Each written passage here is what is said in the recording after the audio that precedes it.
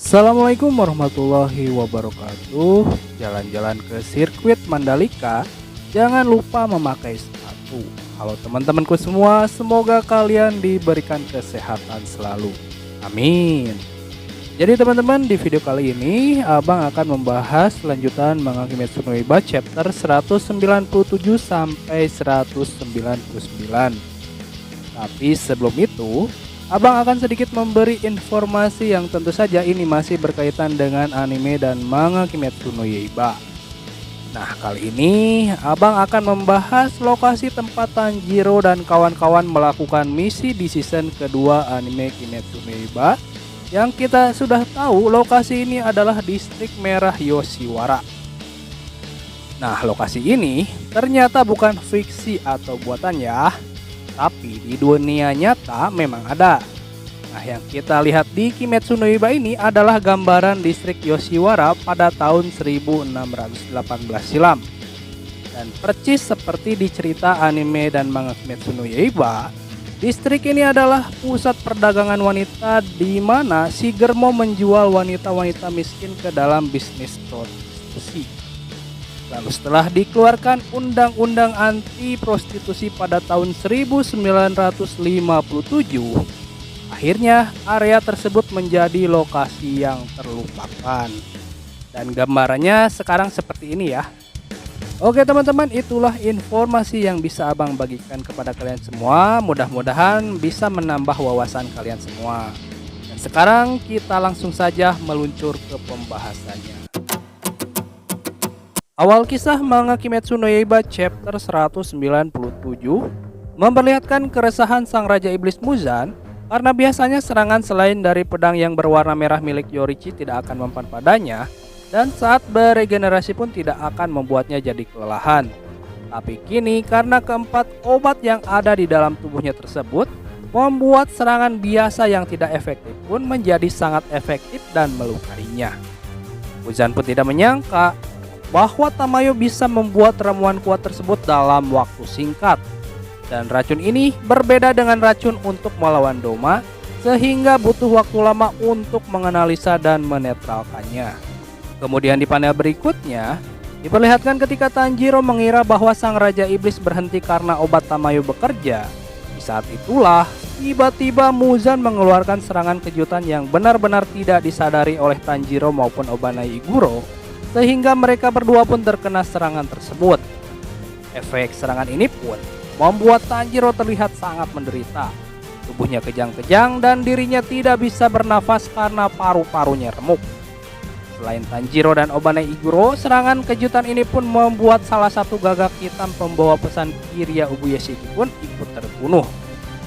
Setelah berhasil melumpuhkan Tanjiro dan Obanai Iguro, Kibut Suji Muzan pun berusaha pergi menjauhi area pertempuran karena waktu semakin dekat dengan terbitnya matahari. Namun di tengah perjalanan, sang Raja Iblis dihadang oleh Inosuke Hashibira. Pemburu iblis terbarbar ini pun sangat marah karena Muzan telah melukai para Hashira yang telah melindungi dirinya dan teman-temannya.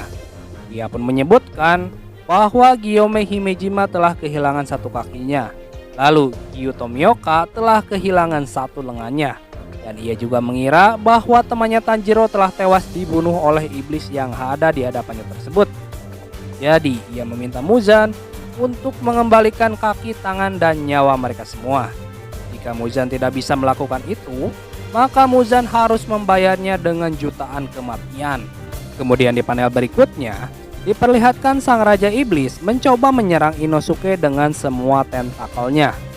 Ketika Inosuke hanya terpaku dengan serangan-serangan tentakel Muzan, pada saat itu Muzan pun memasukkan tangannya ke tanah untuk menyerang Inosuke dari arah bawah. Alhasil, Inosuke yang terkecoh pun berhasil ditangkap. Namun tak lama kemudian, dengan kecepatannya Zenitsu pun datang dan berhasil membantu Inosuke untuk terlepas dari genggaman tangan Muzan. Lalu, Zenitsu pun berkata bahwa Inosuke harus bertahan karena Tanjiro masih hidup. Dirinya pun bisa mendengar detak jantungnya. Tak lupa, ia juga meminta Tanjiro untuk tetap fokus bertahan hidup karena Nezuko akan kembali menjadi manusia lagi dan Tanjiro akan membawanya pergi dari sini kembali ke kampung halamannya. Setelah itu, Zenitsu dan Inosuke pun saling bahu-membahu untuk bisa bertahan dari ganasnya serangan-serangan brutal Muzan.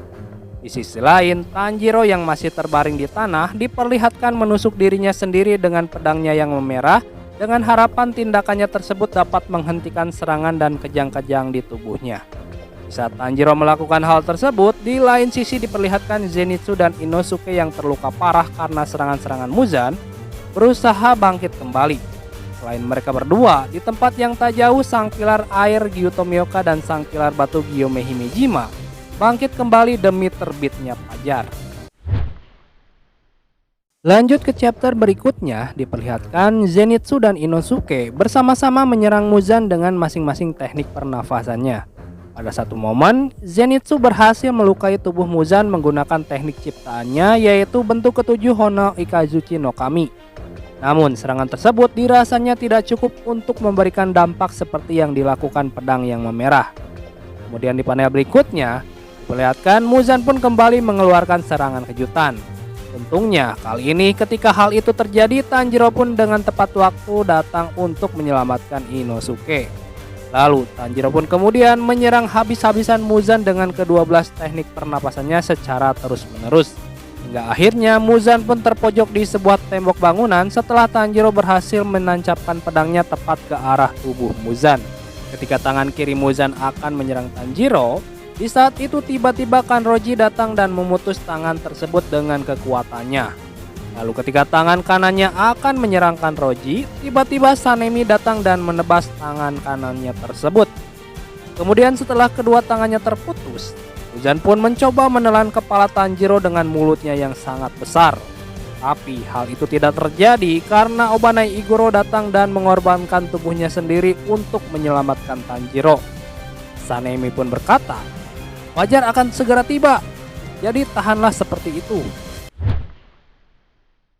Lanjut ke chapter 199, di mana di sini diperlihatkan ketika Muzan melihat matahari terbit, dirinya pun mencoba menghempaskan seluruh pemburu iblis yang ada di hadapannya tersebut. Dan hal itu pun berhasil dilakukannya. Hanya saja, Tanjiro lah satu-satunya orang yang masih tegap berdiri menahan Muzan walaupun satu tangannya telah terputus. Tak lama kemudian, Gyutomyoka pun datang dan membantu Tanjiro untuk mendorong pedangnya agar menusuk lebih dalam tubuh Muzan. Sang Raja Iblis yang kulitnya mulai terbakar pun mencoba melindungi dirinya dengan armor daging yang memiliki perwujudan bayi raksasa. Setelah itu, tubuh Gyutomyoka pun terhempas sedangkan Tanjiro terhisap ke dalam tubuh bayi raksasa tersebut. Melihat bayi raksasa tersebut bergerak, dari jarak jauh Kirya Ubuyashiki pun memerintahkan para pemburu iblis untuk tidak membiarkannya pergi ke tempat teduh. Dengan komandonya, para pemburu iblis pun menjatuhkan barang-barang ke tubuh bayi raksasa tersebut agar tubuhnya terbebani. Selain menjatuhkan barang ke tubuh bayi tersebut, para pemburu iblis pun menabrakkan dan menghalangi rute kaburnya dengan mobil.